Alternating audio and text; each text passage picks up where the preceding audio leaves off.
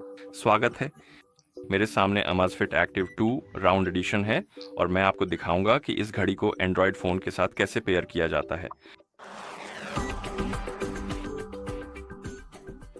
सबसे पहले हमें अपनी घड़ी चालू करनी होगी और आप इसे चालू कर सकते हैं निचला बटन दबाकर और थोड़ी देर के लिए पकड़े हुए या फिर शायद ऊपरी बटन से भी। तो चलिए अब ऊपरी बटन को भी आजमा कर देखते हैं क्या होता है। ठीक है, यह ऊपरी बटन था। घड़ी चालू करने के लिए ऊपरी बटन दबाकर रखें और जैसे ही स्क्रीन पर अमेज़फिट लोगो दिखे बटन छोड़ दें। फिर घड़ी के पूरी तरह चालू होने तक प्रतीक्षा करें। जैसे ही घड़ी चालू हो आपको शायद स्क्रीन पर भाषाओं की सूची दिखेगी। आप इस सूची में स्क्रॉल करें, उस भाषा को ढूंढें जिसे आप घड़ी पर उपयोग करना चाहते हैं और जैसे ही वह भाषा मिले उस पर टैप करके चुन लें।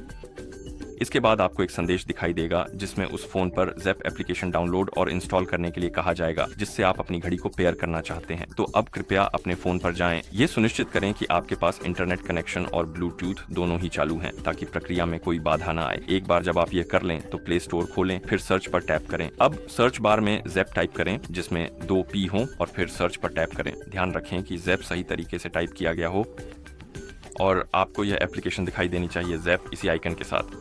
अगर आप इस एप्लीकेशन को अपने डिवाइस पर इंस्टॉल करना चाहते हैं तो सबसे पहले आपको स्क्रीन पर दिख रहे इंस्टॉल बटन पर टैप करना होगा। इंस्टॉल बटन पर टैप करने के बाद एप्लीकेशन की इंस्टॉलेशन प्रक्रिया शुरू हो जाएगी जिसमें कुछ समय लग सकता है। कृपया धैर्य रखें और प्रक्रिया पूरी होने का इंतजार करें। जैसे ही एप्लीकेशन इंस्टॉल हो जाती है आपको स्क्रीन पर ओपन नाम का बटन दिखाई देगा। अब आप ओपन बटन पर टैप करके एप्लीकेशन को खोल सकते हैं और इसका उपयोग शुरू कर सकते हैं। ऐप में आपको लॉगिन पेज दिखाई देगा। मूल रूप से हमें अमेज़फिट अकाउंट में लॉगिन करना है। अगर आपके पास अकाउंट नहीं है तो आप सबसे पहले साइन अप पर टैप करें। साइन अप का मतलब है कि आप एक नया अकाउंट बना रहे हैं। इसमें आपको अपना नाम, ईमेल एड्रेस और पासवर्ड डालना होगा। जब आप ये जानकारी भर देंगे तो आपका अकाउंट बन जाएगा और आप उसमें लॉगिन कर सकते हैं। अगर आपके पास पहले से ही अकाउंट है तो आपको साइन अप करने की जरूरत नहीं है। ऐसे में आप लॉगिन पर टैप करें, अपना ईमेल एड्रेस और पासवर्ड डालें और फिर लॉगिन कर लें। ठीक है, अब मैं लॉगिन पर टैप करता हूँ, ईमेल एड्रेस और पासवर्ड डालता हूँ। हो गया। ओह, शायद मैंने पासवर्ड गलत डाल दिया है। कभी कभी जल्दी में टाइप करते समय ऐसी गलती हो जाती है या उंगलियां सही बटन पर नहीं जाती। अब मैं ध्यान से देखकर एक एक अक्षर सही सही टाइप करने की कोशिश करता और जब आप लॉगिन कर लेते हैं तो आपको परमिशन से जुड़े कुछ पॉपअप्स दिख सकते हैं। ये पॉपअप्स कभी कभी जरूरी भी हो सकते हैं, लेकिन फिलहाल हम सीधे होम पेज पर हैं जहां से आप आगे बढ़ सकते हैं। अगर आप होम पेज देख रहे हैं और आपको परमिशन से जुड़े कोई पॉपअप्स नहीं दिख रहे हैं तो आप डिवाइस, फिर वॉच, फिर गॉट इट पर टैप कर सकते हैं और उसके बाद शायद आपको परमिशन से जुड़े पॉपअप्स दिखेंगे। और यहाँ हमारे पास के डिवाइसेस के लिए एक पॉपअप है, इसे अनुमति दें और गॉट इट पर टैप करें और वीडियो के लिए भी परमिशन की अनुमति दें। और जैसे ही आप ऐसा करते हैं ये आपके फ़ोन में कैमरा ऐप खोल देगा और हमें अपनी घड़ी पर चेक मार्क पर टैप करना है। ये हमें QR कोड दिखाएगा और हमें अपने फ़ोन से उस QR कोड को स्कैन करना है।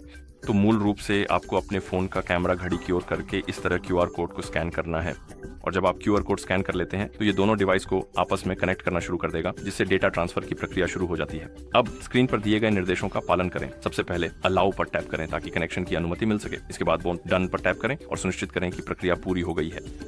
और जैसा कि आप देख सकते हैं यहाँ हम नोटिफिकेशन एक्सेस सक्षम कर सकते हैं। ये तब उपयोगी है अगर आप अपनी घड़ी पर या अपने फोन से घड़ी पर नोटिफिकेशन प्राप्त करना चाहते हैं। अगर आपको इसकी परवाह नहीं है तो आप स्किप पर टैप करके इस स्टेप को छोड़ सकते हैं। अगर आप ये फीचर इस्तेमाल करना चाहते हैं तो इनेबल और अलाउ पर टैप करें।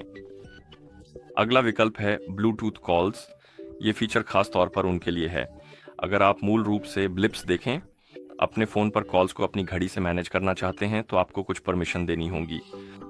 अगर आपको इसकी जरूरत नहीं है तो आप इसे स्किप कर सकते हैं और डिसेबल रख सकते हैं। अगर आप इन्हें सक्षम करना चाहते हैं तो इनेबल पर टैप करें और आवश्यक परमिशन दें।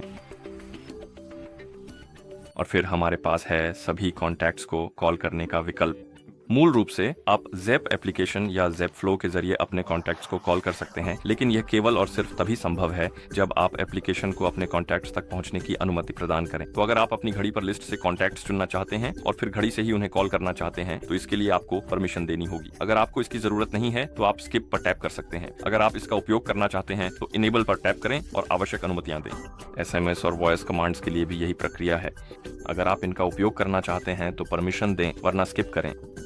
और फिर हमारे पास कैलेंडर का विकल्प है। अगर आप अपनी घड़ी पर इवेंट्स या पॉपअप आदि देखना चाहते हैं तो आपको कैलेंडर की परमिशन देनी होगी। अगर इसकी जरूरत नहीं है तो आप इसे स्किप कर सकते हैं।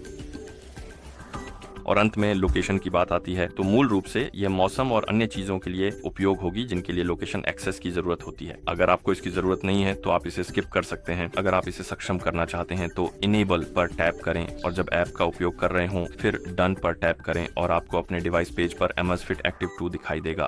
और अगर आप अपनी घड़ी पर जाएं तो यह इस्तेमाल के लिए तैयार होनी चाहिए और इसी तरह आप इस घड़ी को एंड्रॉइड फोन के साथ पेयर कर सकते हैं। देखने के लिए धन्यवाद। अगर आपको यह वीडियो मददगार लगी हो तो कृपया हमारे चैनल को सब्सक्राइब करें और एक लाइक जरूर दें।